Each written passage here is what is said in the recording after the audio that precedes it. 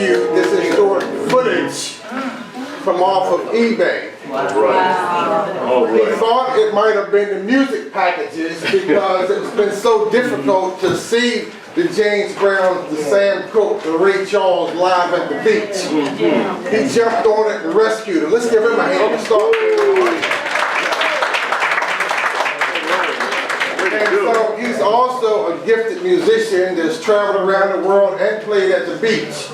So we've teamed on several occasions, and so you can just kind of look at some of the images while you hear the musical stylings of Shaheed McMillan. All right.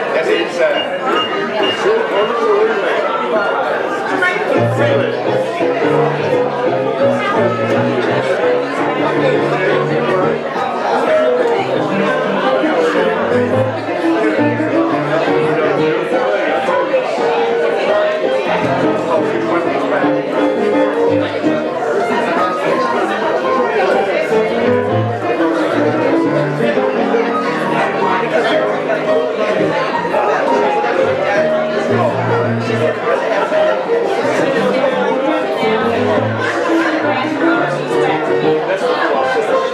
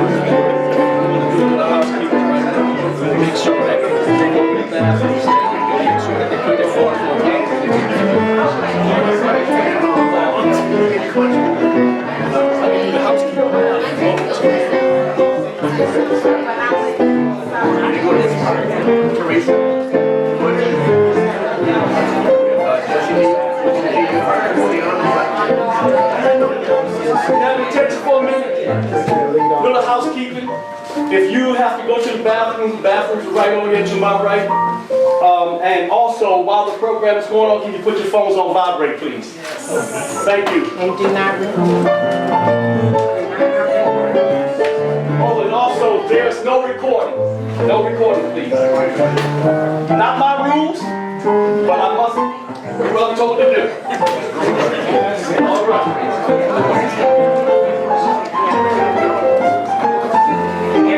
If anyone here did not get one of the red tickets, let me know. We're doing door prizes, and you must be present to win.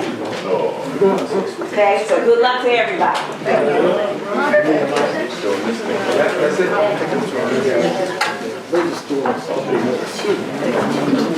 Good afternoon, everyone. Good afternoon. And welcome to the Galesville Community Center annual Black History Program. We do a program like this every year, and this year we're doing something special. I don't know how many people know about the African American Heritage and Culture project that was done by Lost Towns. This is Jane Cox. And we've had several good partnerships. And so the community center decided, once the book was published and there was such great acceptance of it, we decided to do, for 2020, projects centered around the trail. This is the first project for African American history, and the second one will be Maryland Day. Today we will have Admiral Leggett that will talk about the Carrs and Sparrows Beach, which is featured in this booklet. And for Maryland Day, we're going to do local history. We have a place that used to be down the street called the Cranner's Lunchroom, and or the old cook shop. People probably more familiar with the old cook shop than they are Cranner's Lunchroom. But on Maryland Day, we will be featuring descendants of the Cranner family and the lunchroom. We will also, well, let me say first of all, Galesville is really unique when it comes to African American history. We actually have a minimum of 4 sites. We have the Ebenezer AME Church that was built in 1880. Wow.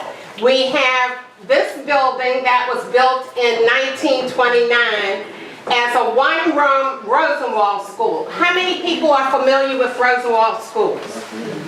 Okay, so I don't have to tell you. But let me enlighten some people that is not aware of that. Rosenwald Schools were about 5,000 plus schools were built Maryland and South. And the reason they call them Rosenwald Schools is because funding came from the Rosenwald Foundation. And the owner was Julius Rosenwald, the owner of Sears and Roebuck. So it cost us $500,000 to renovate the building. And when it was originally built, it was $1,600. I don't know if it gained value or what happened. That's what happened. So we're just glad for you to be here.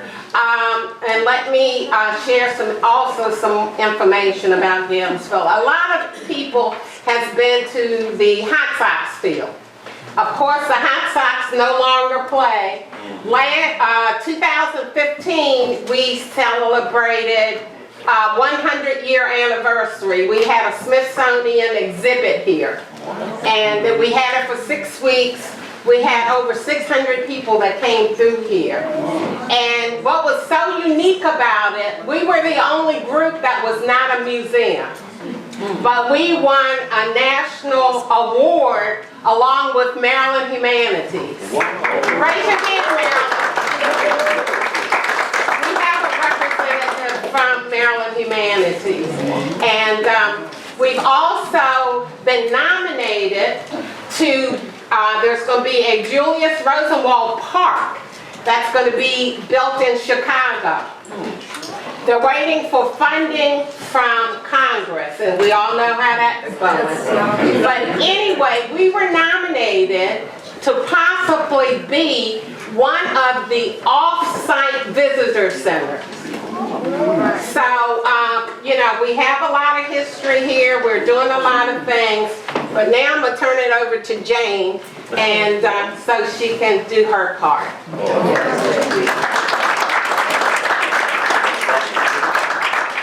As most of you you know, Ms. Gertrude is a hard act to follow. My name's Jane Cox. In addition to being a board member of the Lost Towns Project, I'm also the county's cultural resources planner and chief of the historic preservation program. With the tour that Gertrude mentioned that is in booklet form, there's also a website. When we started this several years ago, our department within planning and zoning, we're responsible for trying to save important and historic places in the county. We found after a survey of our inventory of historic places, the places that the inventory said were historic and important, only 7% of that inventory was about the story of African American heritage. This tour was an effort to try to write that and make sure that we were capturing the stories that maybe didn't make it into the history books, that talk to the communities that live that history and that know those stories. So this is an amazing evolution of what this tour, we identified places, many of them aren't even standing anymore. They're only in the memories of the community, of your grandparents, the people that lived these places, like Sparrow's and Carr's Beach, like the Crowner Lunchroom. And what is so exciting about where this project has evolved since we started it about four years ago for the trail is that we are now, we're capturing the memories, we're capturing the actual feeling in the place. I mean, I feel like I just stepped back in time when I was watching that video and listening to the music. You can feel it. And I think what's really important here is that sometimes we might not have the historic places where we can save it and put a plaque on a wall, but those stories are just as important as any other. And I'm really excited that this is bringing memories back from the community. Fill out your recipe cards. I want to know what your grandmother might have cooked for you. I need a good sweet potato pie recipe. It's coming. March 20th. Don't miss it. So I'm really excited today to be a part of this and cannot thank Lindra and Gertrude enough for all the work that they've done. Also quickly like to recognize the other part of our team. We've got John Killey and Amelia Chisholm and Drew Webster and Heather Erst in the back who are helping pull all of this together over the next couple of months for the additional program. You've seen our volunteers just running around trying to accommodate you. We will be serving food.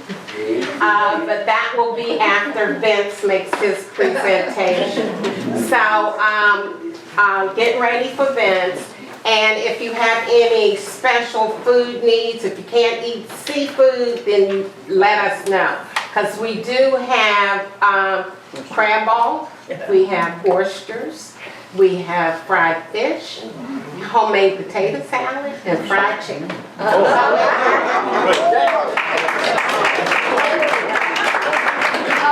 I'll also note that there is no free lunch, and I want to recognize the sponsors for this program.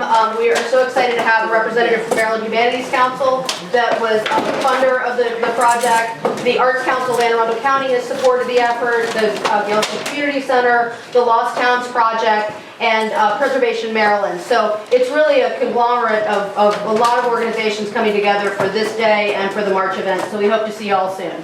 Enjoy the program. Thank you. Thank you. She's making me come back. She wanted me to tell you a little bit more about the ball field. Renovations should start this fall. There's been approximately $2.5 million that will go into the ball field. It will be totally renovated.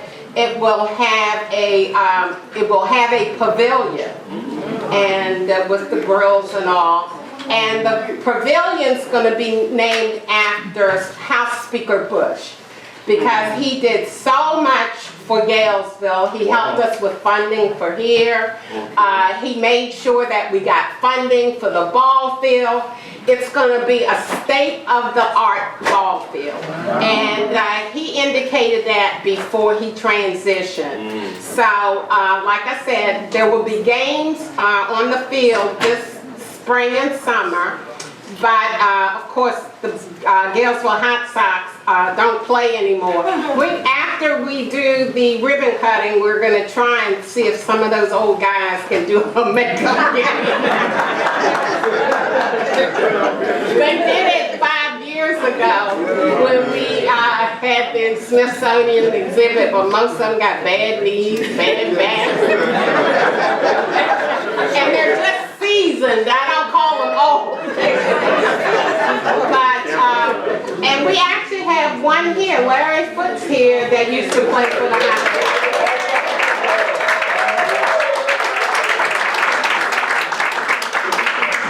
Troy Smith is in the kitchen. I have him working.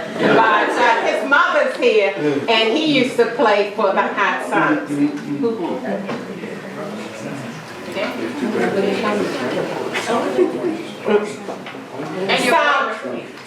And your brother played. Oh, he did? Yeah. I'll have that one on the history book. But, I was on the team, but I sat on the bench.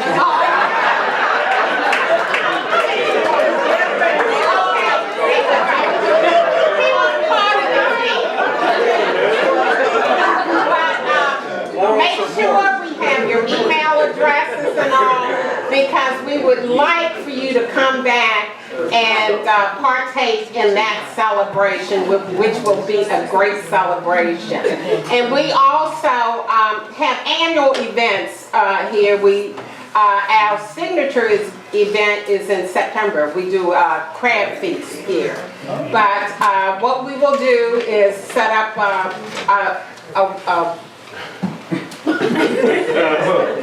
email list and make sure you're included in all the activities. See, they working me. I gotta go back in the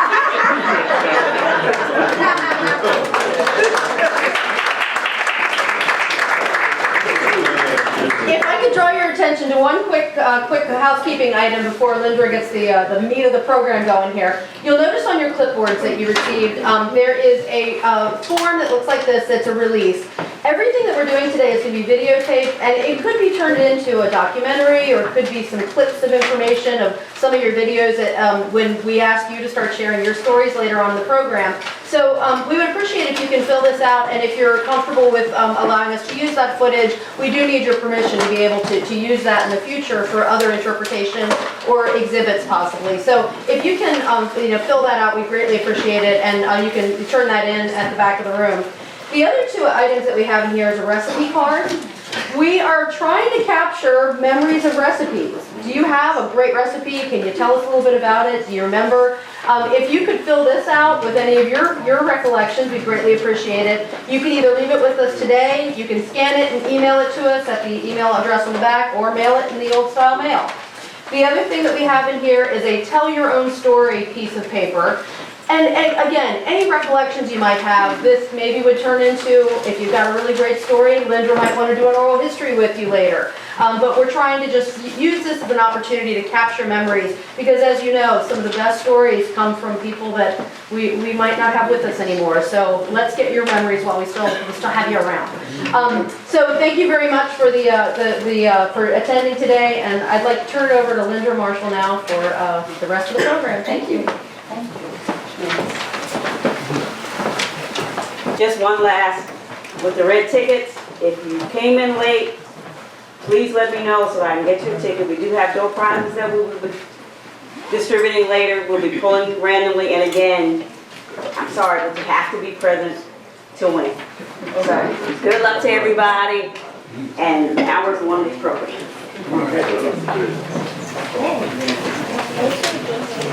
I have the distinct honor of introducing Admiral Vince Leggett. Vince Leggett was introduced to the Chesapeake Bay through weekend fishing trips with his father to escape the asphalt and concrete of East Baltimore. Early on, he realized that there must be a celebration of both the natural and cultural history of the Bay. So, in 1984, he didn't look that old, does he? He began the Blacks on the Chesapeake project, documenting the contributions of black watermen on the Chesapeake Bay. Soon after, the organization established the Blacks on the Chesapeake Foundation, which is dedicated to sharing the legacy of African American achievements in the seafood and maritime industries, preserving and conserving the environment, and promoting the success of the seafood industry in the Mid-Atlantic region. Leggett has served as a historical consultant for the Black Captains of the Chesapeake documentary film, served on several advisory committees, and he was the third African American to become an Admiral of the Bay in 2003. So this is the Leggett that we are sharing with you today. But Vince and I go back some 20, 30 years ago. We both are lovers of history. We've served on many committees and projects and programs together. And one more thing, Vince is part of my family. So for most of you all know, I'm the person that go around and try to connect families. So Vince is married to my cousin, Aldina, wherever she went. And how long have you all been married? Ask her. I can't afford to get it wrong at this point in life. How long have you all been married? 34 years.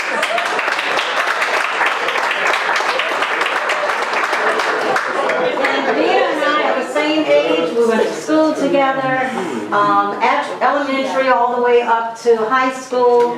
Aldina and I share the same common ancestor. Her grandmother and my grandmother were sisters. Okay, so after moving, married up.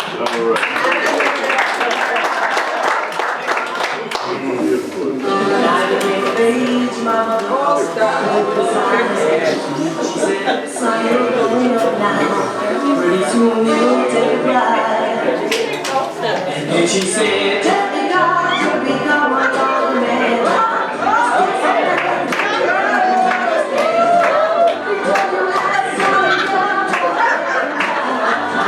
Tonight, we're going to have a show at the beach. I'm Honey out. WANA 1190 on the AM dial. Tonight. We're going to have a great show. Sam Cook, the Marvelettes, the Van Dykes, the Coasters, Ruth Brown, Little Richard. That's just in the morning. In the afternoon, we're going to be bringing on Al Hibbler, the blind saxophone player. Don't miss that part. He's going to walk into the Chesapeake Bay playing that alto sax. If you don't know him, Google him. Al Hibbler, the blind saxophone player, was one of the baddest sax mans on the Chesapeake Bay. So ladies and gentlemen, load the trunk up, gas the bus up, feed the horse, whatever you gotta do. But tonight, we're gonna be rocking on the Chesapeake Bay, 1190 AM. Happy Island, handstand on the bay. Let's give them a hand, handstand on the bay.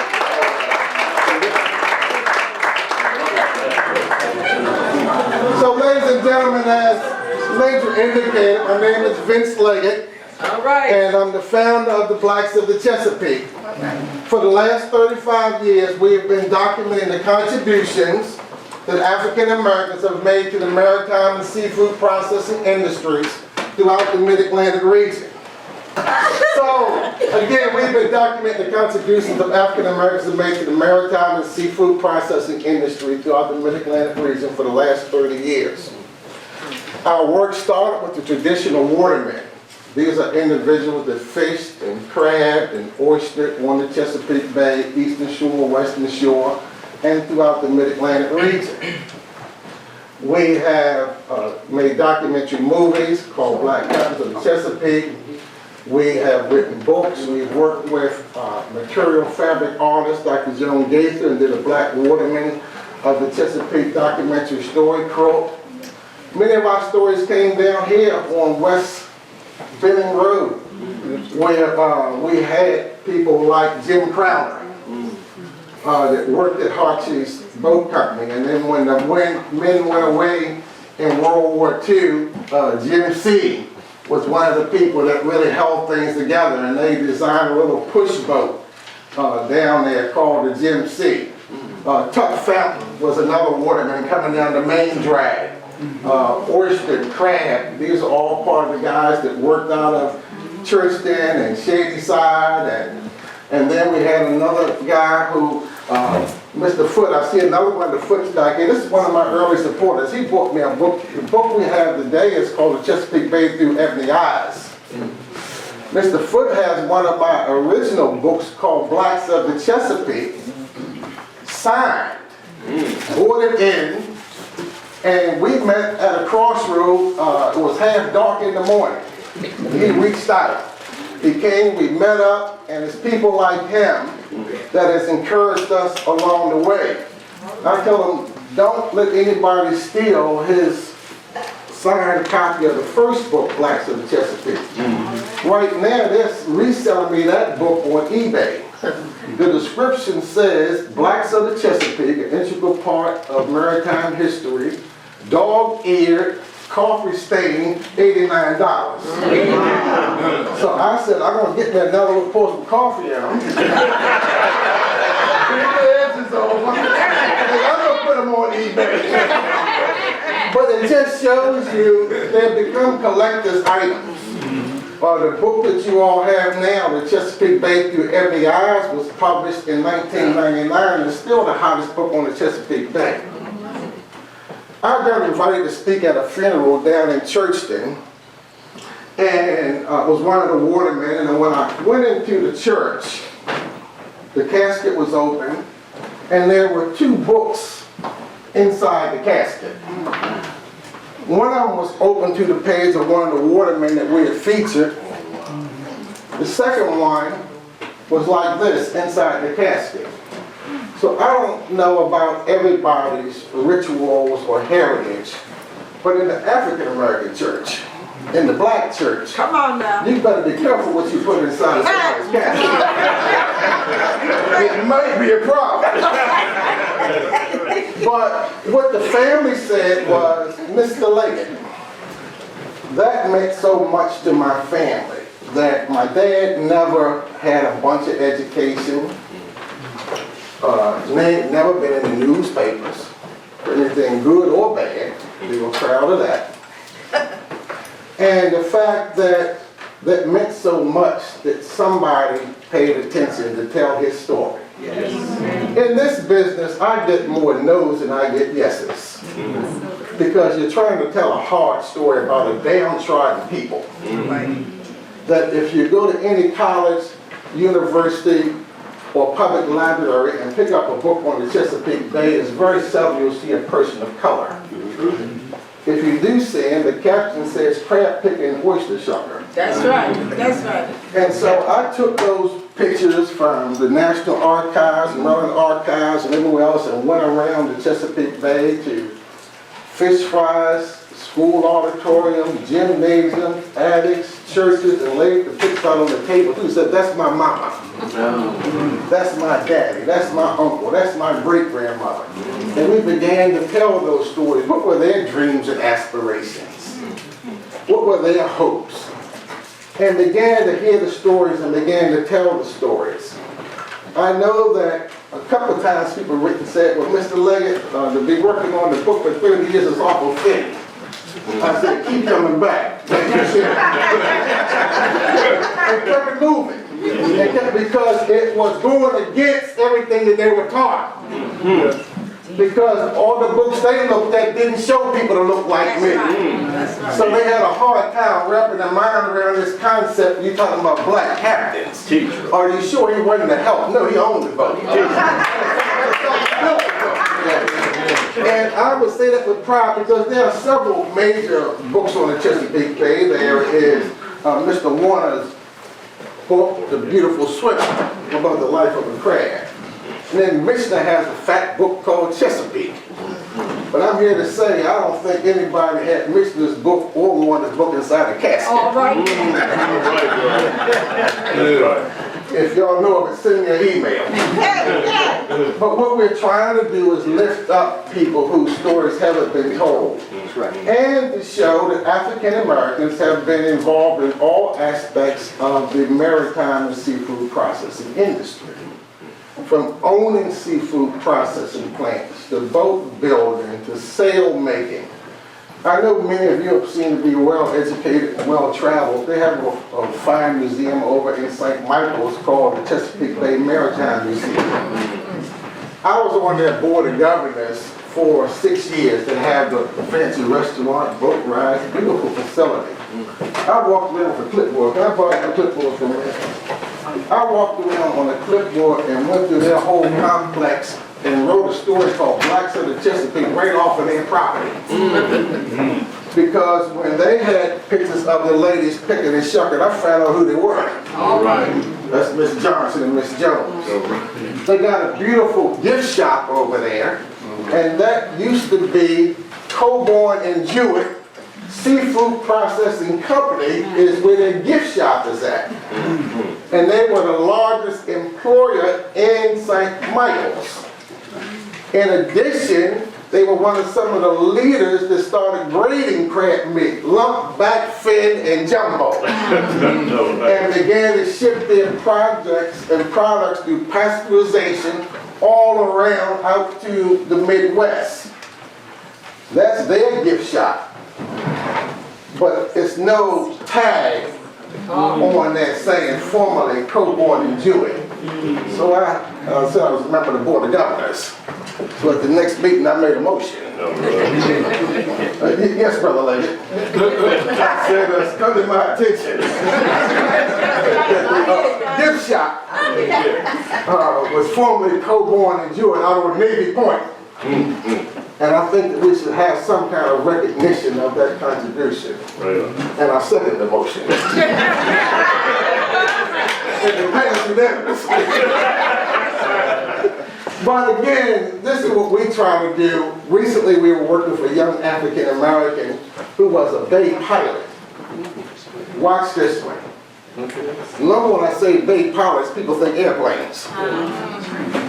But whenever a ship comes on the Chesapeake Bay with a foreign flag on it, whether it's coming through Cape Henry or Cape Charles, through the Virginia Capes, or coming down the Chesapeake and Delaware Canal from the north part of the bay, Susquehanna River, you heard of a place like that? That a captain, a U.S. captain, pilot, has to step on and take command of that ship. Wow. Those are cars coming in, Toyotas, McCormick Spice, Domino's Sugar, we don't care what you carry.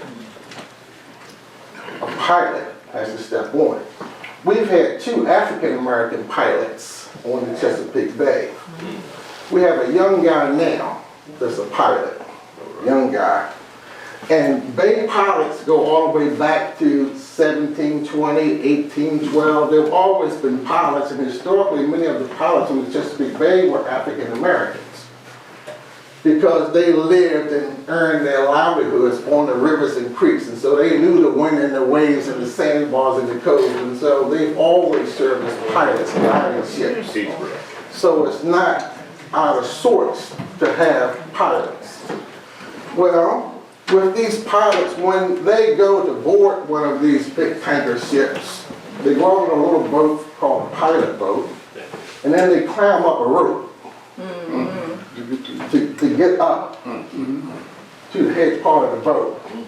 They wear tweed jackets with suede patches, and all of them smoke a pipe. And they make $300,000 a year. So we have a young man, Mr. Pickett, who is a pilot, an African-American pilot on the Chesapeake Bay. Before him was a gentleman named Avis Bailey. And so we get an opportunity to talk about STEM, science, technology, engineering, mathematics, and art. So it's just not scratching around in the mud. That's one part of the story. But just looking at what does it require, the technology and the learning and the career opportunities that so often everyone didn't know about or have a fair chance at. So those are kind of the extremes, but there's also African-American boat clubs and yacht clubs. There's the Seafarers Yacht Club in Annapolis, which is the old Eastport School. I see some heads nodding. As long as I see heads nodding, I'll keep talking. And there's the Seafarers Yacht Club over in D.C. on M Street, over by the new stadium. There's the Neptune Yacht Club in Baltimore. So there is African-American boating and yachting clubs as well. Now, one part is the fact that African-American women, 2 African-American women, opened up 2 of the most fabulous beaches on the Chesapeake Bay. Carr's and Sparrow's beaches. Their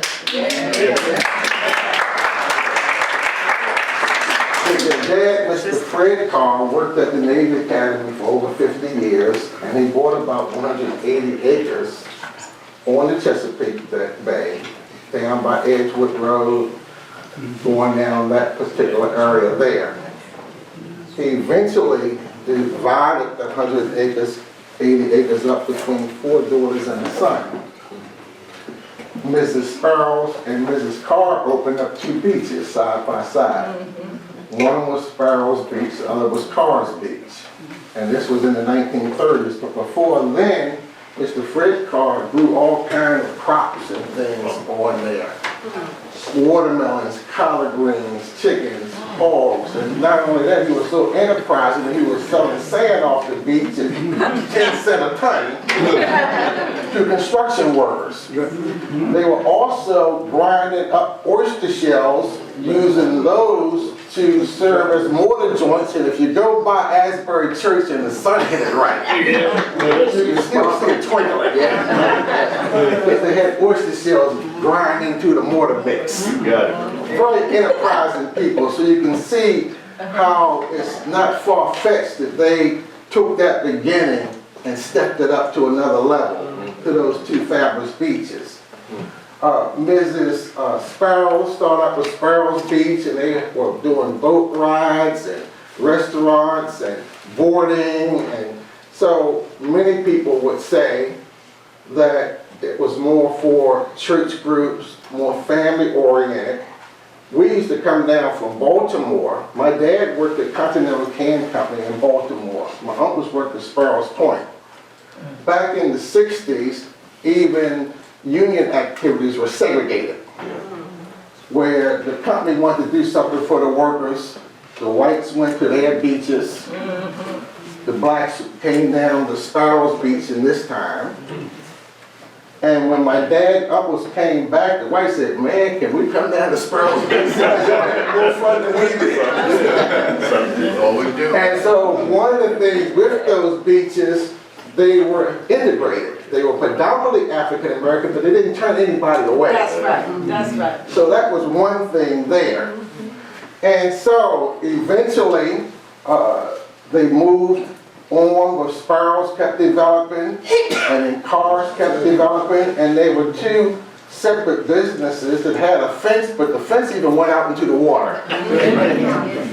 And eventually, they continued to upgrade the facilities, and then a businessman out of Baltimore, Mr. William L. Little Willie Adams, and his people came in and invested hundreds of thousands of dollars into the beaches, put up the big pavilions and all those kinds of things.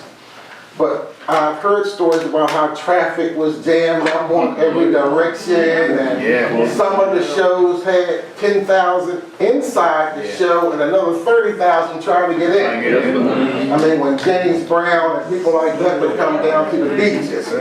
But one day I got a call from one of the Sparrows, and they say, "Well, Mr. Leggett, Sparrows had stars too."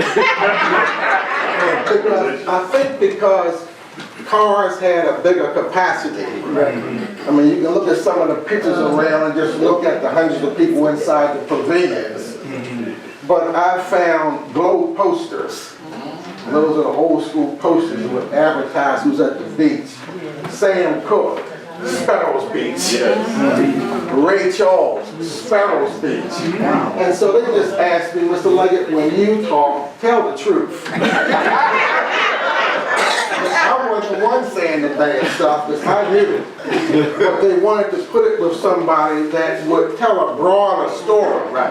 Not that one was better or different, but just tell the facts. The stars were at both, but Carr's Beach had that big pavilion. And they had Mr. George Phelps. He was security down there. Yes, they had amusement, had slot machines, one-armed bandits. And the old timers would say that when they, on Sunday night, they had so many coins, they put them in wash tubs. Coins. From pitch and toss, cotton candy, corn on the cob, boat ride. People didn't have any paper money. That's right. My pastor said he don't want to hear change in the plate. But back then in the 30s and the 40s, I mean, it was a quarter to get in. And so how much could a hot dog cost? But it says they had so much money in the tub that they put it on the back of trucks, and Farmers National Bank opened the bank up on Sunday evening to receive the deposits. Showing you economic impact. During this period, even school teachers with master's degrees were running pitch and toss games. We're running the gate. We're running errands. Because at this time, colored teachers in Anne Arundel County were paid less than white teachers. That's right. And in order to supplement their income, they took jobs speaking 3 and 4 foreign languages. Master's degrees from NYU. Master's degrees from University of Pennsylvania. Because they couldn't go to University of Maryland. So this is the time. I'm trying to give you an idea on what was going on not only in America, but right here in Nap.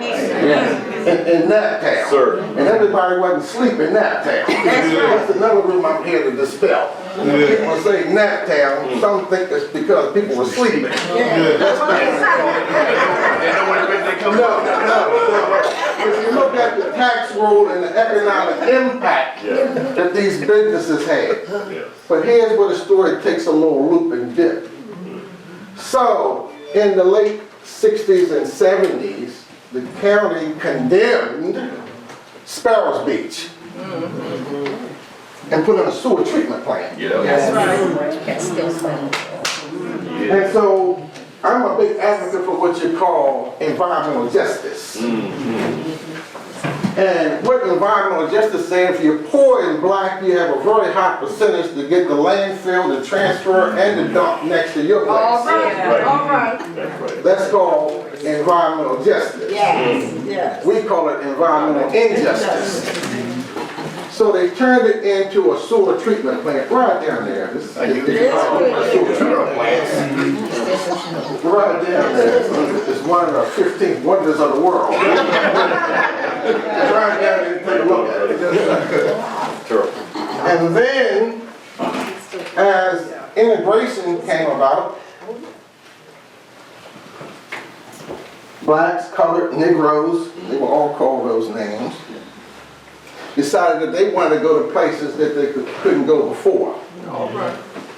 They was tired of seeing no blacks, no this, no that, white fountain, colored fountain. And so when they had a chance to go to Bay Ridge, or go to Ocean City, before Labor Day. Because back in the day, blacks and coloreds couldn't go to Ocean City before Labor Day. That's right. And had to stay in between 2 different streets. You better. And it was called a sundown town, and be out before sundown, like that. I'm talking about black life on the Chesapeake Bay, like That's right. Yes. I'm trying to give you a context. And so even in Atlantic City, they had a section there, and they nicknamed it Chicken Bone Beach. Because on Sunday, there was so many chicken bones left in the section. North Carolina and Nebraska. They called it Chicken Bone Beach. And there was Buckrow Beach down in Virginia. And then there was another beach down in Dames Quarter. And beaches were all on both sides of the Chesapeake Bay. And so, once African Americans could start going to other places, they took advantage of them. The facilities began to fall down, salt air on the water, wooden structures don't last. And so, eventually, in the 70s, the Carr's Beach closed down. Another group tried to pick it up again, called it McCarville's Park, and brought in Frank Zappa and some of the rockers, and Chuck Berry was really one of the hottest tickets down there, because they were all part of the rockers during that time. So they tried to make that work because that appealed to a more integrated situation. But if you ride down Edgewater Road now, it's called the Villages of Chesapeake Harbor. That's right. That's right. They have a nice restaurant down there called Sam's Retreat. The food is good. You go to the gate and you say that you're going to Sam's Retreat. And the guy will tell you it's over here to the right, but then you see a golf cart following your car. That's right. That's right. To make sure you don't turn left or right. You go to Sam's Retreat, come on the highway. Right down there, when you leave the sewer treatment plant, stop by the Village of Chesapeake Harbor. And so what we're trying to do is lift up a time where African Americans, as I said, have been involved in all aspects of the maritime and seafood processing era. And this is what we are celebrating today. Earlier we had the tape running showing some of the footage that got rescued from the Baltimore Mutual Aid Society. And Shaheed McMillan that rescued that footage off of eBay also played for the Delphonics and other groups around the world. Yes, played at Hollywood Swinger, played at Carr's and Sparrow's Beach, maybe others. And so part of what the program planners want to do is hear about your recipes and things. Let me just tell you about some of my families, how we handle food at the beach. That my mom and dad were from North Carolina. My mother was from the Rocky Mount area. If you know these areas, raise your hand. My dad was from below Fayetteville, going down near Lumberton. I don't know if y'all ever ridden down 95 going to Florida and keep seeing a sign saying Pedro coming, Pedro coming. Well, get to the last Pedro sign and make a hard right up in the woods. I'm just trying to give you an idea. My mom was a little more upscale. She wouldn't follow the Virginia line. But when our aunts and uncles would come to Baltimore and Washington to go to the beach, they would be up all night frying chicken. And they would have the chicken in shoe boxes. And then they had baked cakes, and they would have all the coconuts sliced in one shoebox, and all the chocolate in another shoebox, and all the pineapple upside down, sliced up in another shoebox. And then we would all get together and gather and come down to Sparrow's Beach. They would sneak across over to Carr's Beach once we got settled in. And they would take their supervisors over on the dignified side. They're going over to see Al Hitler and that saxophone walking that Chesapeake Bay. But then others, because we've been doing these oral histories, I worked with Mr. Killian and his staff last year. We had 2 beach parties on the bay and heard some of the stories. And people coming from Baltimore would stop by, they would say Hebrew Town, where they had the cold cuts and Reuben sandwiches and sliced meat. We call it Hebrew Town up in a section of Baltimore. Well, I've been around this rodeo a few times. We call it Hebrew Town. Up in Baltimore, and you stop by there and get some loose meat. That's what Roseanne called it, loose meat. So you want to get some loose meat, and And then they had it wrapped up in brown butcher paper, wrapped up in wax paper, on the film. We're gonna play a little bit more of the film in a minute, but they had it in suitcases tied with string. And then Mr. Matthews Nard is here. He's old school, the old school people. And when they try to come to the gate there, they'll have people hiding in the trunk. And Mr. Thompson stop there and say, "I smell more than chicken." And let the car be sitting trying to get in the beach. And the old school people say they had a couple of outhouses that George used as a jail.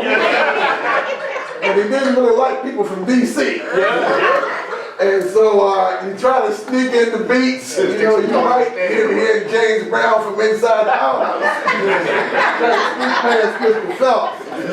But again, just trying to hear those kinds of stories. And so what the program plan is going to do is hear your stories, hear your experiences, what shows you went to, with music. We talked with some people from D.C. They were talking about Route 214. Right.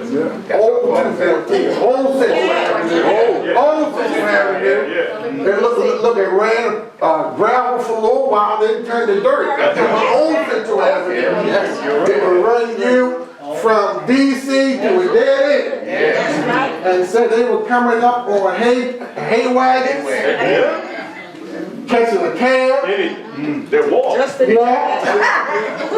kind of way. They came by boats. Steamboats came into Annapolis. People talked about Miss Green down at City Dock. They said when the boats come in, she would have crab cakes down there. Yes. They talked about that. And then the watermen of the Chesapeake Bay. The roads were so jammed up. They were bringing people to the beach in their watermen's boats. Four sisters coming out of Purse Creek and Shady Side. Boat rides and those kinds of things. And so people came by water, walking, foot, in the trunks of cars, hitchhiking. Miss Elsie said that she was standing on the corner and they all the brake lights hit. Which way you going, sister? I'm gonna let y'all the story, but I got that in my notes. Yeah, they said they all did. That was what hear about your stories too. Road 82 too. Okay.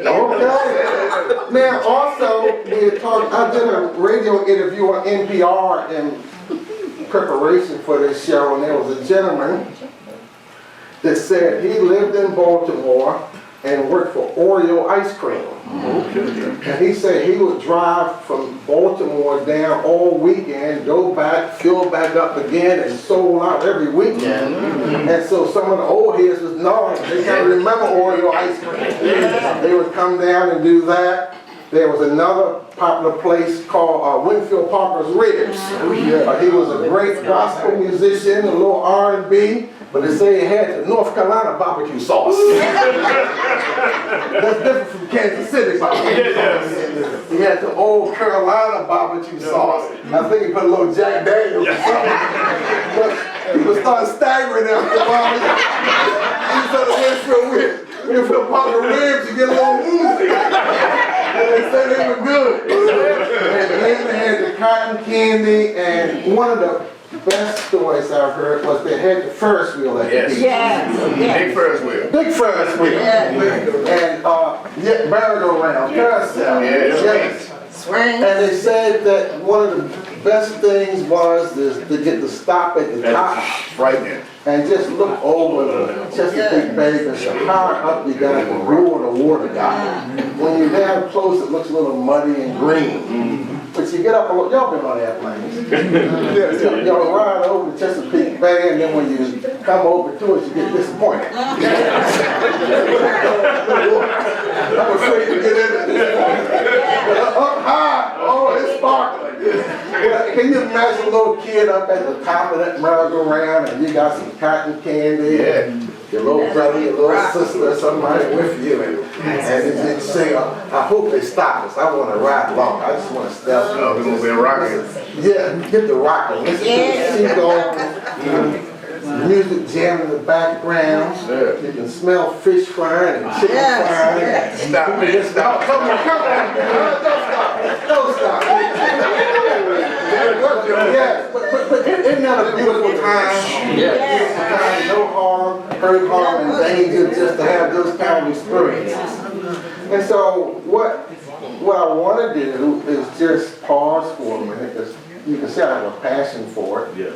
See if you have any questions for me, any observations. Linda and her team are also going to join us. But before she comes in and does the more formal part of feedback, does anyone have any stories or experiences that they would like to share with their time at the beach? I have one. I got one too. I got one. When we was going to the beach, and I was young, and when we would go, we would flag a ride, like he was saying, anybody would pick you up. Anybody. You didn't have to worry about them doing nothing to you. And the beach was crowded, like that. But everybody had their own space. Yes. You didn't have to worry about bumping or hitting, and it was amazing because you had your own space, you was dancing and carrying on and having a good time. But when we used to go to Sparrow Beach and we wanted to go to Carr, we would try, we would go to the fence, and it was a whole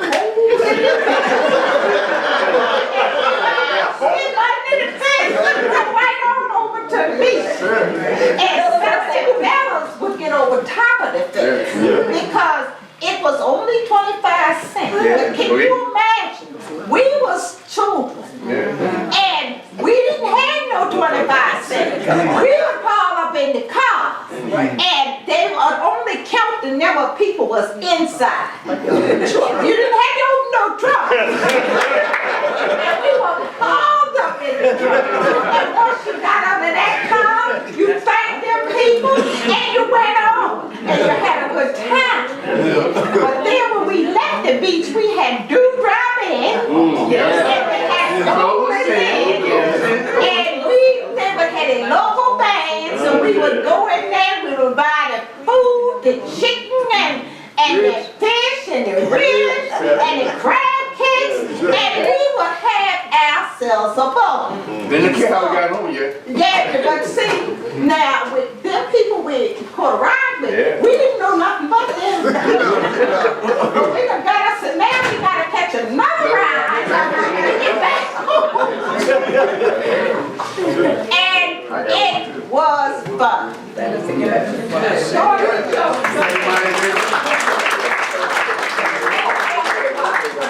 Know who I am, that's my class. Like you did. First of all, our traditional thing was, and you remember too, last day of school.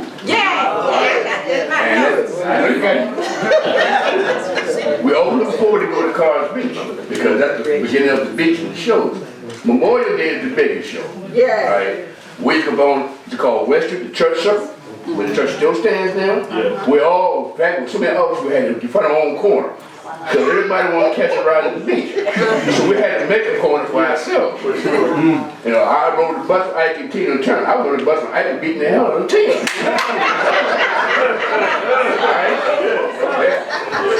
We didn't roll in the trunk and be so hot you had to get out of it. You can hit the gas and it's shaking and moving around.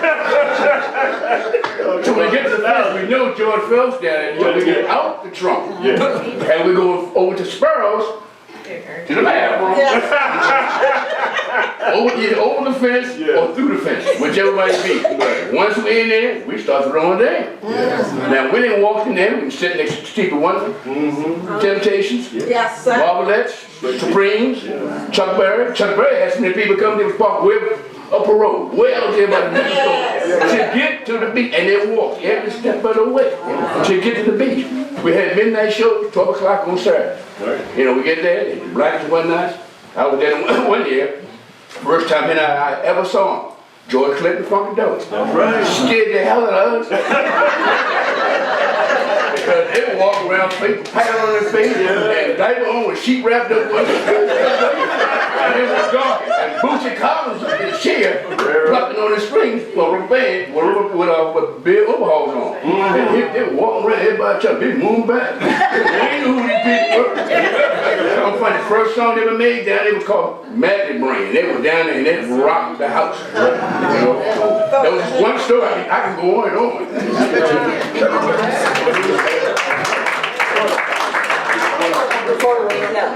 Okay. Bruce Sparrow. That's my brother, right? That's right. It's funny, but I ended up working for Anne Arundel County Planning and Zoning. And they had conversations about Carr's Beach and Sparrow Beach and how the governor would call in Friday, Saturday, and Sunday because the road, Route 50, was shut down. All right? So the other side of this was the government locally was just catching HELL, right? So the enterprising aspect of it was that, you know, it was good for us, it was good for the city, but it just shut it down. Right? So they had to do something about it. So I'm working in there and they're having these stories and I'm saying to them, well, you just don't know how good it is down there. If you knew what was going on down there, you would want to come there. Right? And so the other side of the story was I used to fancy myself as a dancer back in the day. And the beautiful thing down there was as good as you were, determined how big your circle was. That's right.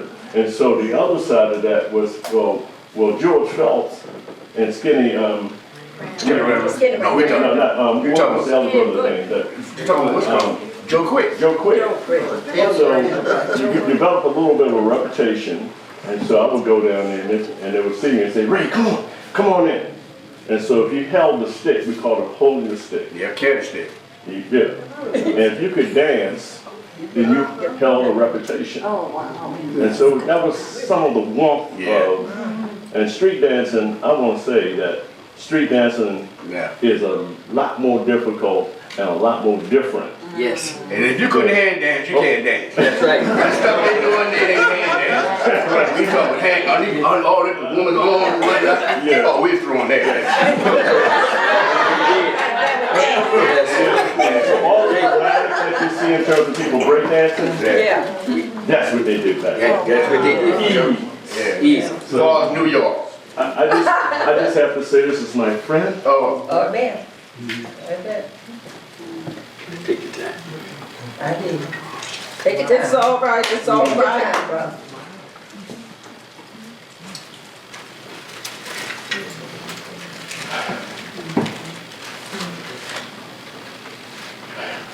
This is a treasure. Yes. And he says it mildly. But when somebody erase who you are, All right, all right. they've done something. Yes. And to be able to take someone's story Yeah, make something of it. and share it. The untold story of where we've been shows where we're going. All right.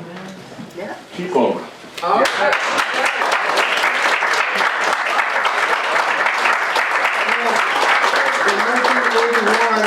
Randy Rao, myself, they were running youth computer camps in the 80s. Right. But they were 20 years ahead of their time.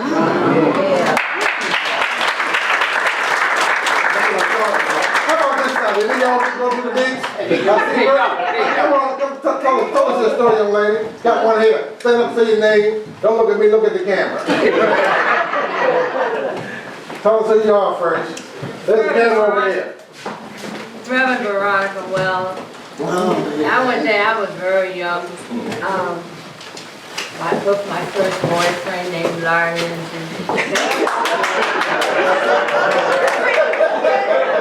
Back then, it was, they had a big show that night, and was Otis Redding was there. Oh, yeah, he go. And I couldn't see, so back then I was small, so I got up, he put me up on the shoulder, so I could see. So it was so crowded, and it wasn't supposed to be there nowhere.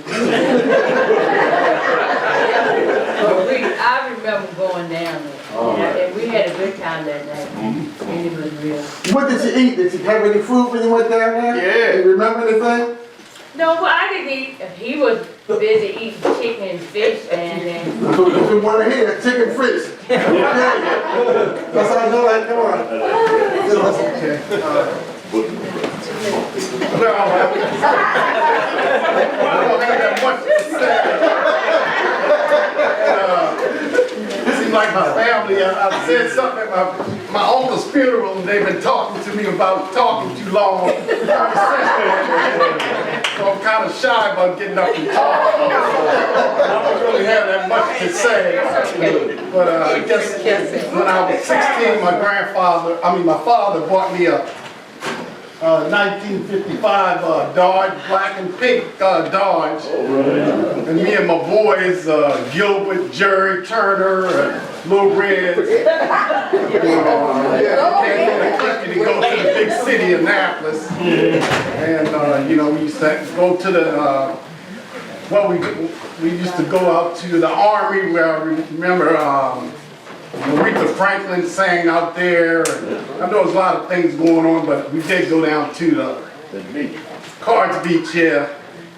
And some people have witnessed, everybody didn't have the money, so that's right. They got in the trunk. Of course, I had to pay because I was driving.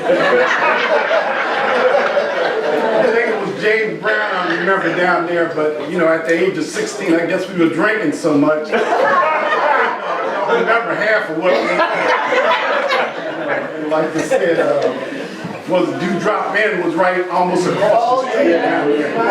Yeah. You couldn't go in there. What'd you say? Oh, at 16? Oh, we got in there. We had a good time. Actually, right now, I'm in between jobs, sort of partially retired, but I have a security job now. And guess where it is? Carr's in Sparrow Beach. It's an easy job, so, but anyway. And I did meet the manager of,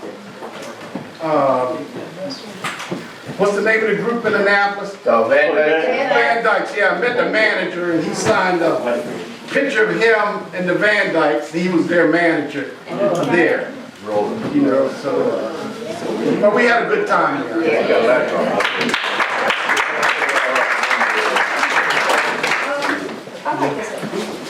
Well, Tommy Adams was my neighbor. I was like 13 years old, and I stood Carr's Beach with him to hook up the mics and things for performers. So I got to meet most of the performers. And I'll never forget, it was Otis Redding, Joe Tex, okay, and Jackie Wilson. They all came out with this bright yellow suit on. I don't think they knew what each other were wearing, but they all came out. And all I can say, Otis Redding said,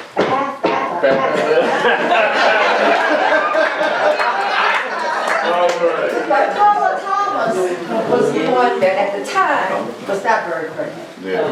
So she had to let me help her get dressed. Little girl, can you come up here and help me? Little girl.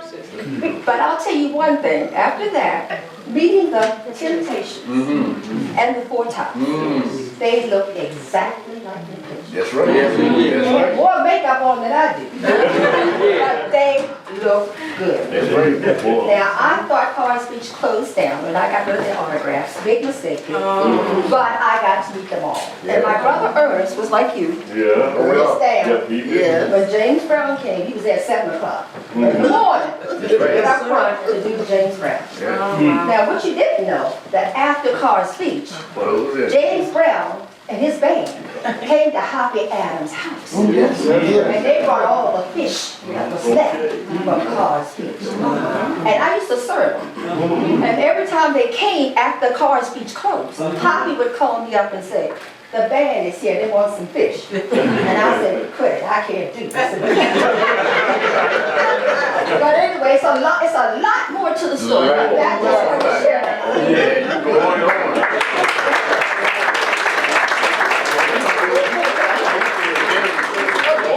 So, go ahead. I'm gonna know if Ray could show us a little bit of that dance. We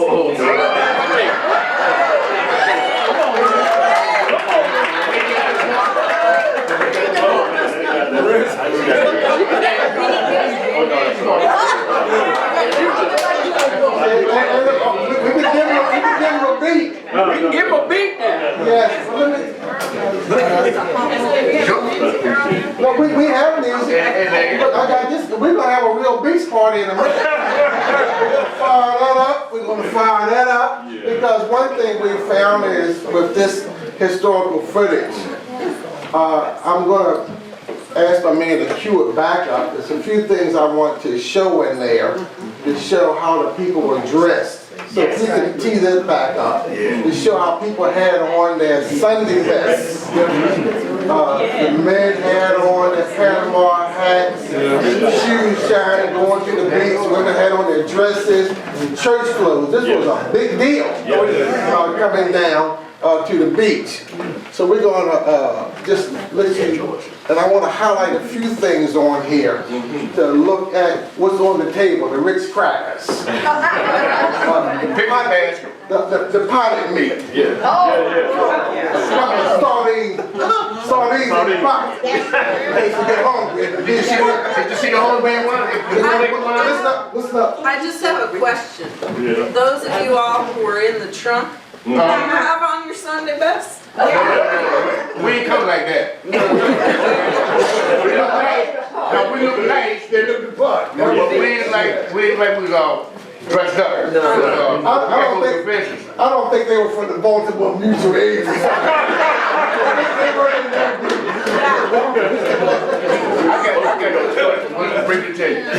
One second. Got something else on this side, got a memory? Yeah. Well, it is going to stop. Okay,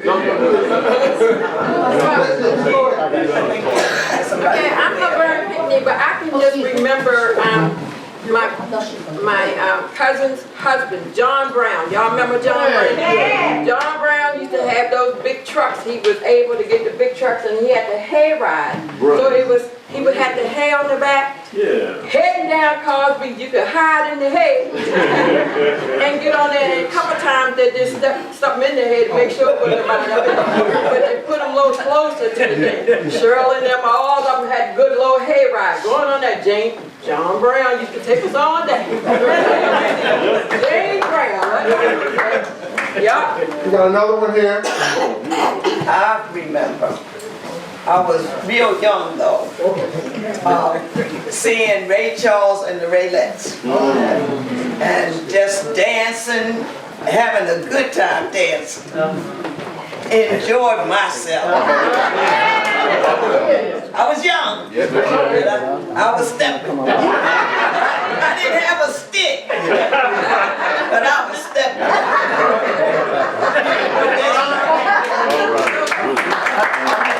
I just want to say one quick. What you want me to do? Your name. Say your name. Oh, Hetty Drummond. Hetty Jameson Drummond. I just want to say one thing, and I'm going to call it. Can I say one thing? Yes. We went to Eastport, because Eastport was like neighboring to Carr's Beach. And a lot of guys, some had boats, some didn't. But to go to show you how engineering those guys were over there, they'd take old rubber tires and make scuba gear out of them. And put them up, and they dressed up, all right? Or they had a bag where they get to the shore over there and they steal it in. They're dressed, when they get out there, they're dressed. But they had scuba gear on, homemade scuba gear, just to get to the beach. In the tube, yeah. That's awesome. Yeah. That's great. One of the things, again, another aspect while they working on that, We're doing a program at the Wallace-based Legacy Center called Harriet Tubman on the Chesapeake Bay, Saved by Grace. I don't know if any of you have seen the movie Harriet yet, but one part of our program is, again, I'm heading a research project called Chesapeake Underground, where we are showing how Harriet Tubman, Frederick Douglass, and others used the various tributaries as a part of the Underground Railroad. So at Bates Legacy Center tomorrow, starting at 3 o'clock, we're going to be doing a historical interpretation of Harriet Tubman, a musical interpretation of Harriet Tubman, and a spiritual interpretation of Harriet Tubman. There's one scene in the movie, I won't tell you everything if you haven't seen it, where she was trying to work her way north. She had her charge with her. They were on the water's edge. They were afraid to step into the deep. And she said a prayer asking God that the water flow through her. And once she made it across, the others had courage and confidence. And so that was one of her Red Sea experiences. And so if you think back on your own life, because when you look at old movies or old stories, people say, well, what does it have to do with me today? If each one of us tell the truth, we've all had a Red Sea experience. That we were pinned in, hemmed in, didn't see a way up and out. But you cried out for help. And I believe that everyone in here has had a rendezvous with destiny to be here today. I don't know what sacrifices each one of you had to make. Health issues, decide to press on. Money issues, pressed on. Mama don't want to go, daddy don't want to go, pressed on. Baby don't want to go, pressed on. But it was something. And for those who are believers, some would say that even this was foretold, that we would all be gathered here today. Amen. That's right. Lifting up a part of humanity. To lift up our ancestors. Before us.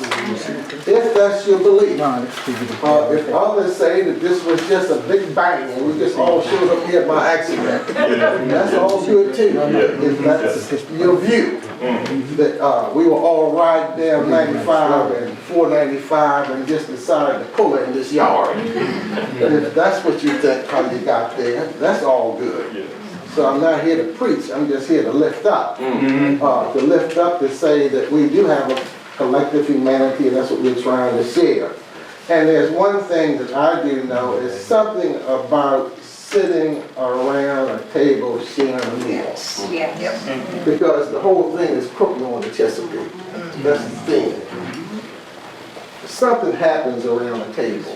It doesn't happen anywhere else. It doesn't happen at the ball field, it doesn't happen in the gym. My wife, Azy, and all that, they're kind of a younger generation. They'll text me, pass me the salt. Put the phone down, Jimmy. Speak up, Jimmy. Yeah, pass me the salt. Just our collectively around, and I think all of us kind of came up with sometime around the table where it's a conversation level. And so often people don't understand from the bay to the table. I mean, how did the crab cake get to the table? Whose hands touched the crab cake?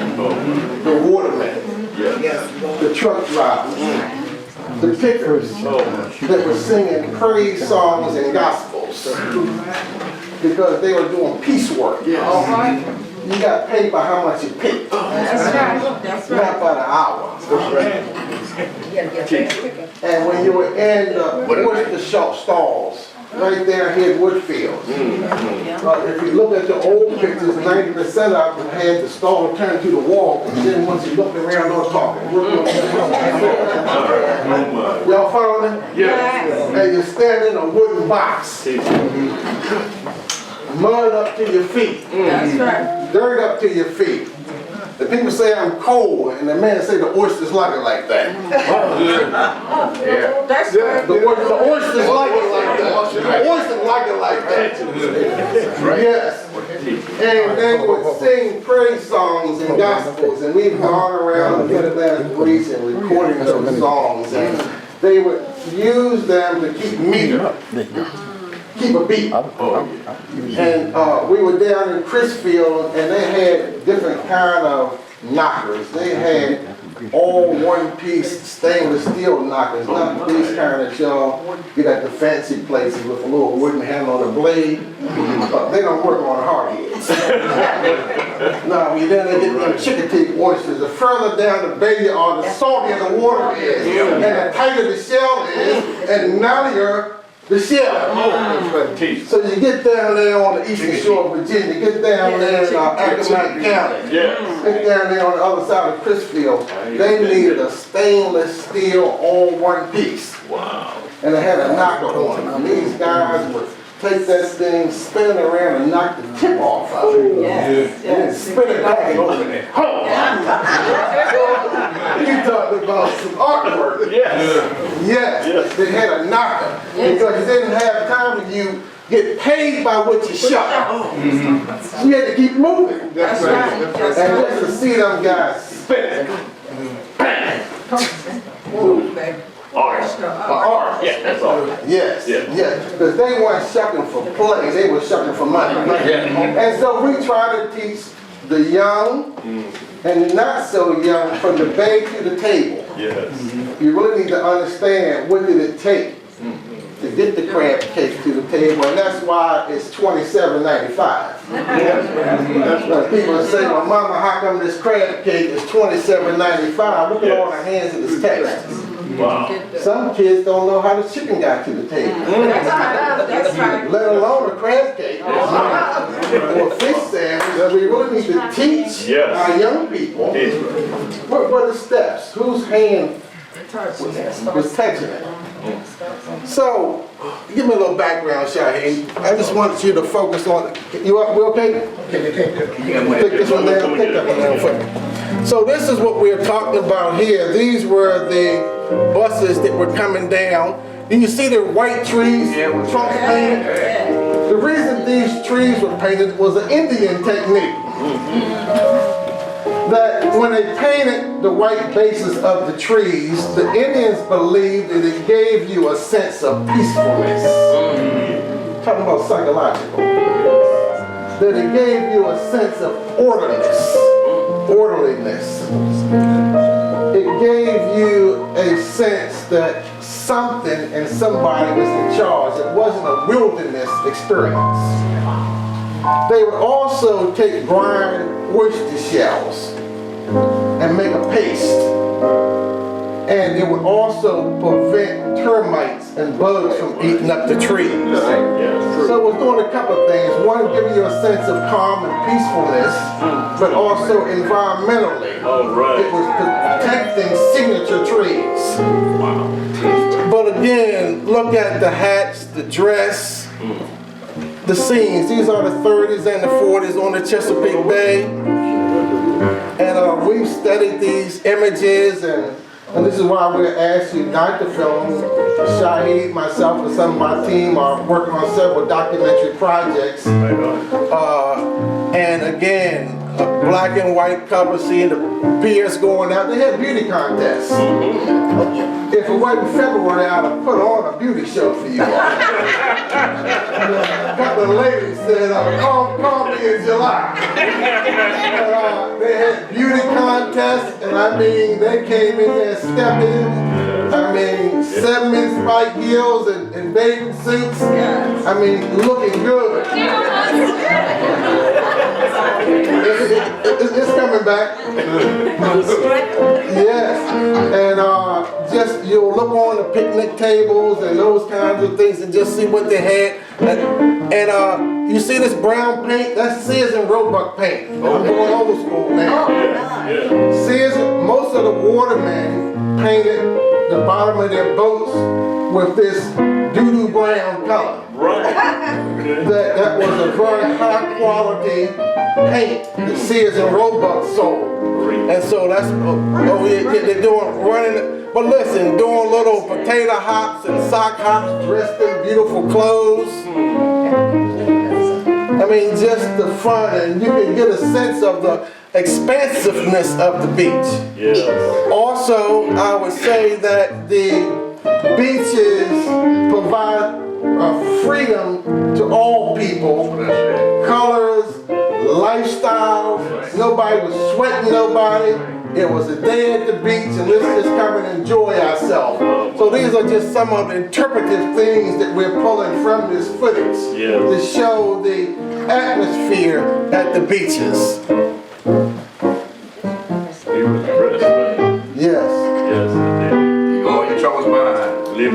Yes, yes, just for a few hours. I know I was talking with Congressman Elijah Cummings out of Baltimore, recently passed. And his father worked at a factory up in Baltimore.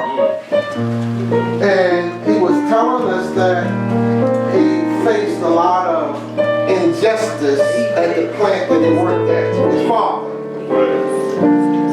And so when his father would get off of work, he sat in his car for almost 2 hours when he got home. Because he didn't want to bring that into his house. He just needed to shut it down. Just shut it down, just transition. Because he was a calling boy, pay wasn't right, they talked to him right, they treated him right, but they had a house of kids that he had to feed. And even as I talked to the watermen, and they just talk about how so often people just want to romanticize about the Chesapeake Bay.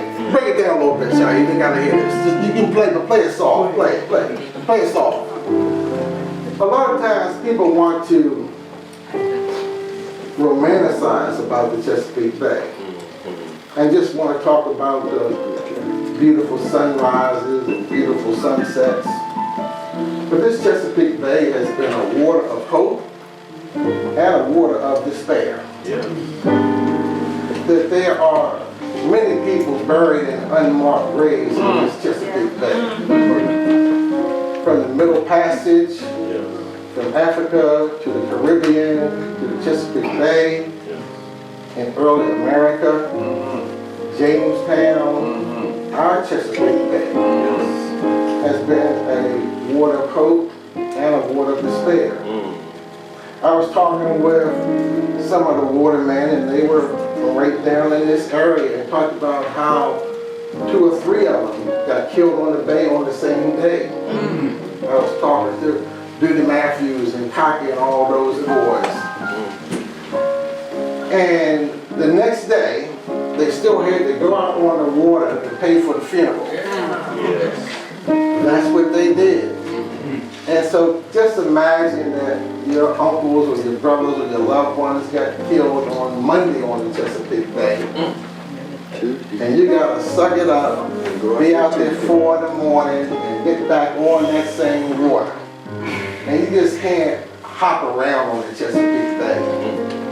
Oysters are where oysters are. Believe it or not, they don't swim around. You gotta know where they're at. So you have to go right back to the same place where you had a loss. And just imagine these guys with 27-inch tongs standing on the washboard, boat rocking, and they trying to make a lick. That's what you call them when you're working these 27-inch tongs. You work them together like scissors. You gather up them inside the rake. And then you swing them over, and they got another guy there on the culling board. The guy to separate it, because the oysters got to be 3 inches long to be legal in Maryland, you get a ticket. And then he's down there going through the oysters as the licks coming in, and before he got those, sort of another lick coming in. He's ducking and shucking, because that's how they had to pay for the funeral. Ducking and shucking. Ducking and shucking. And then you had to keep doing that, and then just look what's on your mind and your heart. So what the old schools tell me is, say, Vince, when you tell the story, tell it right or don't tell it. That's right. And that's I might cry, but don't hand me no napkin. All right. Cry, I hear you, brother. tears are purifying. Because I'm lifting up people that said, I'm so glad that somebody came by to look like me. Tell my story. To tell my story. And then jump out sticking a camera in my face. That's right. That's right. We're gonna sit around the hot-belly stove and talk about the catching today and the hope for tomorrow. Ain't gonna be no writing today. Ain't gonna be no picture taking today. Maybe another day, but not today. I mean, but let's give it to you straight. I ain't in a picture taking mood. That's right, that's right. I'm gonna share with you my story, my family story, and I want you focused. And one of our friends, he's in my book, his name was Captain Thompson Wallace. He was down in Harper Strait. This is going down Princess Anne, Somerset County. It was 8 of them on the boat that day. His son was home on military leave. And there is a little push boat on the back of a skipjack called a yawl boat. It's hanging on the deck. On the Chesapeake Bay, when it comes to oystering, some days you have to work by sail, other days you can use a little push boat to push the boat around. So water got into the push boat, and they couldn't move the boat. Seas started getting rough. A white waterman came up to him and tried to throw them a rope. The rope broke. The guy threw him another rope. The rope broke. He gave them a chance to abandon the skipjack to Claude Summers, but Captain Thompson Wallace said, "This is all I got." Then I used to be a sharecropper on the bay. I don't know if y'all know the term sharecropper or know the form tenant farmers. I mean, you didn't own nothing. The man gave you the seed, gave you the mule, gave you the ground, you worked the crop, y'all whacked up at the end of the year and you owed them $50. That's right. That's sharecropper. That's right. You owe them 50 because your kids came down there and got some practice. And he was the only one with records. And the only one with notes. So, Thompson Wallace sharecropped on the bay. White guys owned the skipjack, he worked for them.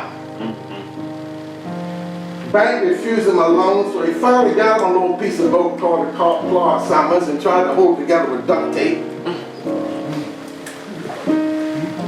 And so, 8 on the boat, cousins, children, one home on military leave.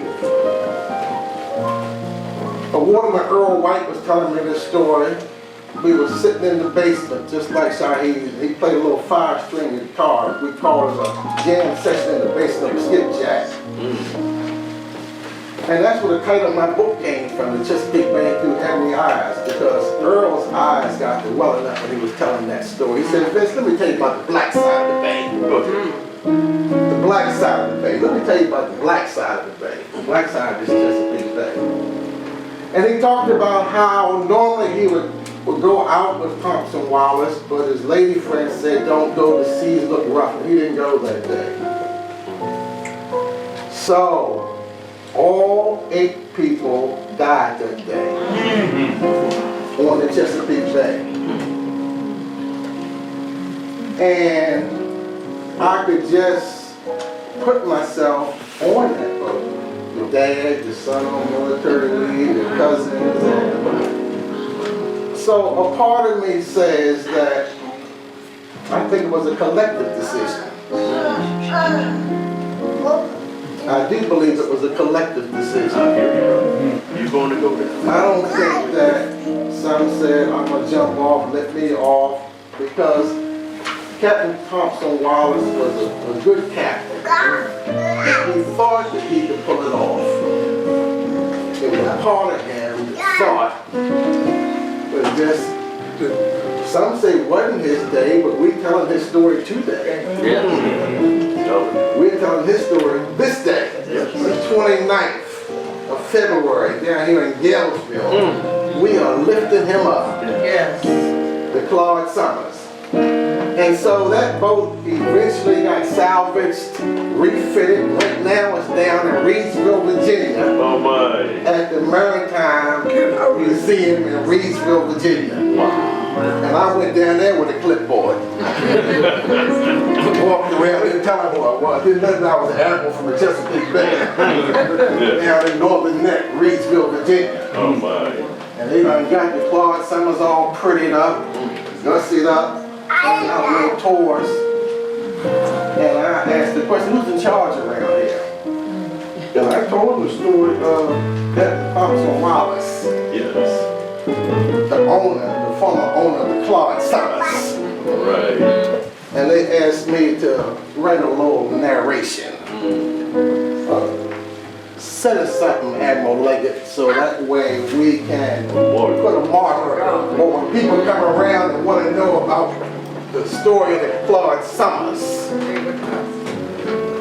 that somebody will know the same way that when somebody walks into the Chesapeake Bay Maritime Museum to buy a gift, there's a little sign that says this was Cohorn and Jewett, seafood processing plant, St. Michael's, Maryland. When I got the brothers there with the white jackets on. Every now and then I go through there to make sure they didn't move. That's my joy. Yes. That's my joy. I hear you. So, Gertrude and team, I'm gonna hang around. We can do whatever you want to do, but I'm gonna turn it over to you all. God bless you.